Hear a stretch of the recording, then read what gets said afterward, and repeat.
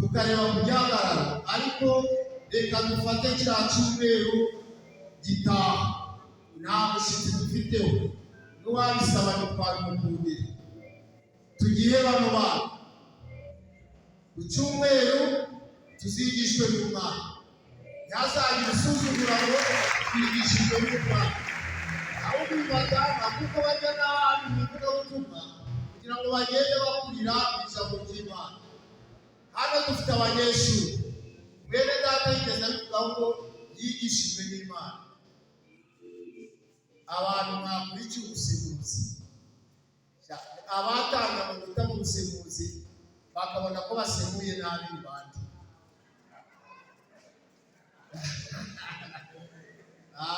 Ari igihe bakubwira urasemura ugakwega, sibyo?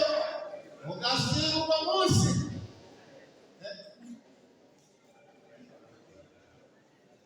Ntabwo ari byo sharo. Urabona ko rero tuboneyeho kubasaba.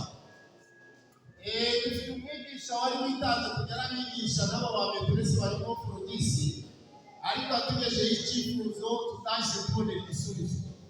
Ahubwo twabasaba n'abandi bose kudufasha bifuza ikibaho cyo kwigiraho arambitse agasari kabo. Umuntu wadufasha akatubonera ikibaho yaba tugiriye neza ko abigisha bo barahari. Watubonera ikibaho akakituzanira, niba nazo zizaboneka abana bakajya bayigiraho, byaba ari byiza. Ubona ko ibyo biga cyangwa se indirimbo baririmba bagerageza gukoresha ku mpapuro, ariko hano ku kibaho ibyo barashushanya babishushanya, ibyo baragira gute mu buryo bwiza. Ubwo mudufashe, hari igihe ushobora gusanga iwawe hari ibibaho birenze kimwe abana bawe bigiraho, udufashije nabo waba uduhaye inkunga nziza, kandi Imana yazabiguhera iki? Umugisha.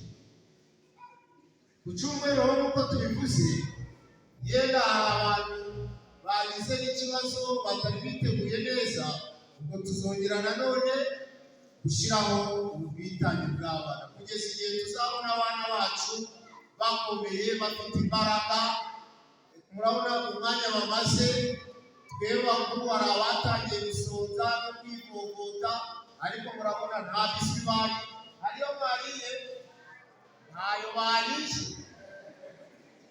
bariye, ahubwo n'uwabagira neza akabagurana biswi bakagenda barayirya, nabyo byaba ari byiza. Dushyigikire rero abantu, abazamura ibiganza ko twemeye ko dushyigikira abana no ku cyumweru. No ku cyumweru dushyigikira iki? Abana. Reka tubagezeho amatangazo twihuse.